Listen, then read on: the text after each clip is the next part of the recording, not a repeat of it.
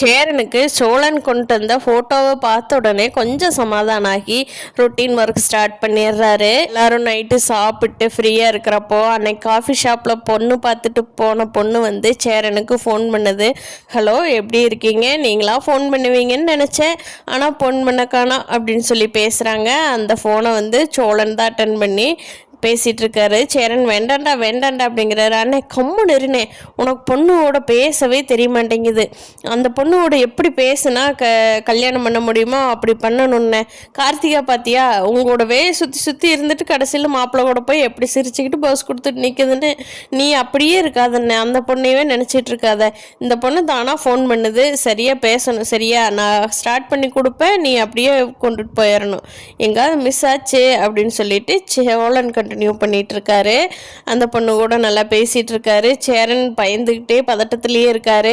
நம்ம சோழனுக்கு என்னென்னா, எப்படியாவது கார்த்திகாவே அந்த மாப்பிள்ளையை கல்யாணம் பண்ணிட்டு போகும்போது சேரன் அண்ணனுக்கு அதை விட நல்ல பொண்ணாக பார்த்து கல்யாணம் பண்ணி வைக்கணும்னு எல்லா ஹெல்ப்பும் பண்ணிகிட்ருக்காரு சேரனுக்கு.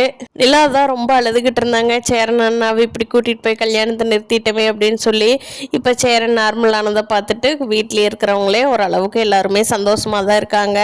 நிலாவுக்கு சோழன் மேலே கொஞ்சம் அக்கறை வர ஆரம்பிச்சிருக்குது. இப்போ தான் ஸ்டார்ட் ஆகியிருக்கு. சோழன் அந்த கல்யாண வீட்டுக்கு போய் கொஞ்ச நேரம் காணாமன உடனே நிலா பதட்டப்பட்டது அப்படியே அப்பட்டமாக எல்லாத்துக்கும் தெரிஞ்சது.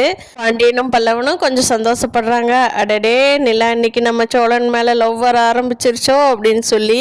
பார்க்கலாம் ஃப்ரெண்ட்ஸ், இனி வரப்போகிற நாட்களில் கதை எப்படி சுவாரஸ்யமாக கொண்டுட்டு போகிறாங்கன்னு. இந்த வீடியோ பிடிச்சிருந்தா லைக் பண்ணிக்கோங்க. இன்னும் நம்ம சேனலை சப்ஸ்கிரைப் பண்ணாதவங்க சப்ஸ்கிரைப் பண்ணிக்கோங்க. தேங்க்யூ.